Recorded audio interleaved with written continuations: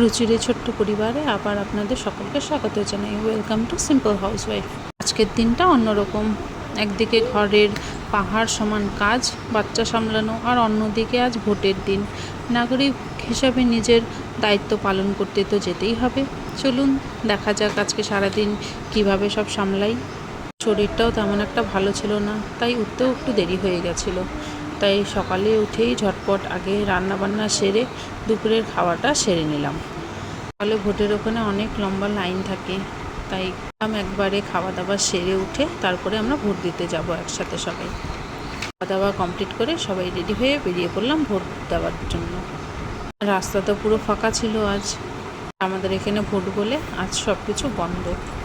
রাস্তাঘাটও ভীষণভাবে ফাঁকা, খালি কয়েকটা গাড়ি চলছিল, আর বাইক টাইক যারা সাধারণত চালায় তারাই মানে লোকালিটিতে চালাচ্ছিল। তো সকলে ভোট টোট দিয়ে বেরিয়ে পড়লাম বাড়ির উদ্দেশ্যে। বাড়ি যাওয়ার সময় একটু দোকান থেকে লাড্ডু কিনে নিলাম, কারণ সন্ধ্যাও হয়ে গেছিলো। তো আমার হাজব্যান্ড বলছিল যে খুব খিদেও পেয়েছে, এখন তো আজ তো কিছু পাবো না, আজ তো সব দোকানপাট বন্ধ। তাই বললো একটু অনলাইনে কিছু অর্ডার দিয়ে দাও, ভীষণ খিদা পেয়ে গেছে। ভেজি স্টিক্স আর একটু সমোসা দেখে ভালো লাগলো, তাই অর্ডার দিয়ে দিলাম। আর একটু শরীরটা ভালো ছিল না বলে একটু মুখটা চটপটে খেতে ইচ্ছে করছিল, তাই একটু চিপস আর কুরকুরে একটু মুখরোচ অর্ডার করে দিয়েছিলাম। আমার শরীরটা ভালো ছিল না বলে আমার হাজব্যান্ড বলল যে তুমি বসো, রেস্ট করো, তাহলে আমি ওগুলো ভেজে আনি। আমি বললাম ঠিক আছে। এদিকে দেখছি ভীষণভাবে হাওয়া চলছে, তারপরে একটু পরে বৃষ্টি নেমে গেল, অঝোরে বৃষ্টি।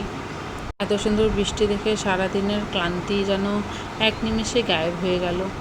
সত্যি বৃষ্টি দেখতে কী যে ভালো লাগে। আমাদের ছোটোর থেকেই এই বৃষ্টির সাথে একটা অজানাই সম্পর্ক জুড়ে আছে। বৃষ্টি হলে ভীষণ খুশি হতাম, স্কুল থেকে আসার সময় ভিজে ভিজে বাড়ি আসতাম, খুব মজা করতাম। আর এই বৃষ্টি ভেজা দিনে সাথে যদি একটু সিঙ্গারা হয় তাহলে তো মজাই হয়ে যায়। তো ভালোই করেছিলাম যে এই সিঙ্গারাটা অর্ডার করেছিলাম। দেখো চিজে পুরো ভরা, ভিতরে পেঁয়াজ ছিল, কর্ন ছিল, আর পুরো চিজ ছিল। খেতেও ভালোই ছিল, খারাপ ছিল না যেমন একটা। তো একটু সস দিয়ে বললাম সস নিয়ে একটু সস দিয়ে খেয়ে নিই। তো আমার ছেলে খেয়ে বললো মা ভীষণ ভালো লাগছে খেতে। আমিও খেয়ে নিলাম। এই দিনগুলোতে আমার বাচ্চাগুলোকে মোটামুটি আমার হাজব্যান্ডই সামলে নেয়। হ্যাঁ, দুজন তো বড় হয়ে গেছে, ওদের দুজনকে তেমন একটা সামলাতে হয় না, আর ওরা তেমন একটা দুষ্টমিও করে না যতটা ছোটোটা দুষ্টামি করে। ছুটির দিনগুলোতে খাওয়ানো, ওদের ছোটোকে স্নান করানো সব কিছু ওর বাবাই করে। বড় ছেলে মেয়ে তো নিজে নিজেই সব কিছু করে নেয়, তাই অসুবিধা হয় না। দেখতে দেখতে সময় কত তাড়াতাড়ি কেটে যায়, তাই না? একটা সময় আমরাই কত ছোট ছিলাম, আর এখন দেখো আমার তিনটে ছেলে মেয়ে, আর ওদেরকে আমাকে মানুষও করতে হচ্ছে।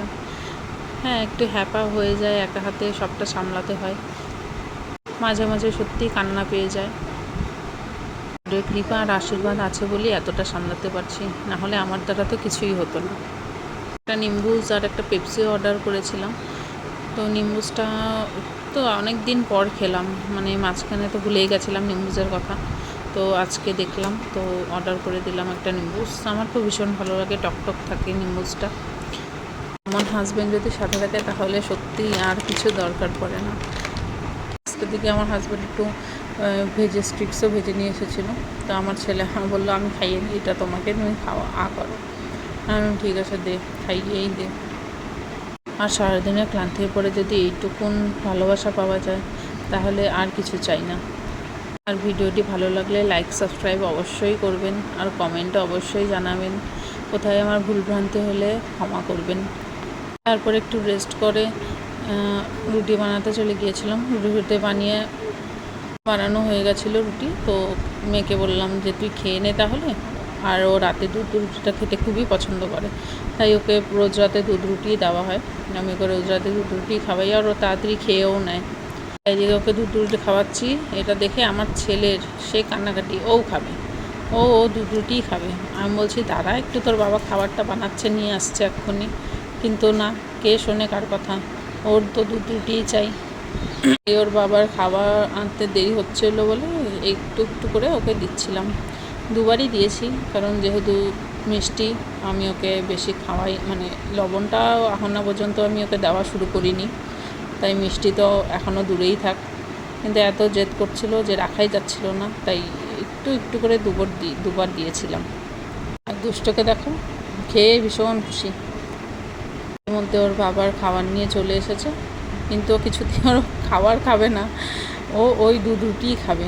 এখন দুধ রুটি দিচ্ছি না বলে ওর বাবার সাথে ও যুদ্ধ করছে। ওর বাবা বললো, আমি পারবো না ওকে খাওয়াতে, তুমিই খাওয়াও। আমিও যখন ছোটো ছিলাম তখন আমি তো মামা বাড়িতেই ছিলাম, তো আমার দিদাও আমাকে রাতেবেলা দুধ রুটি মেখে দিত, আমিও দুধ রুটিই খেতাম।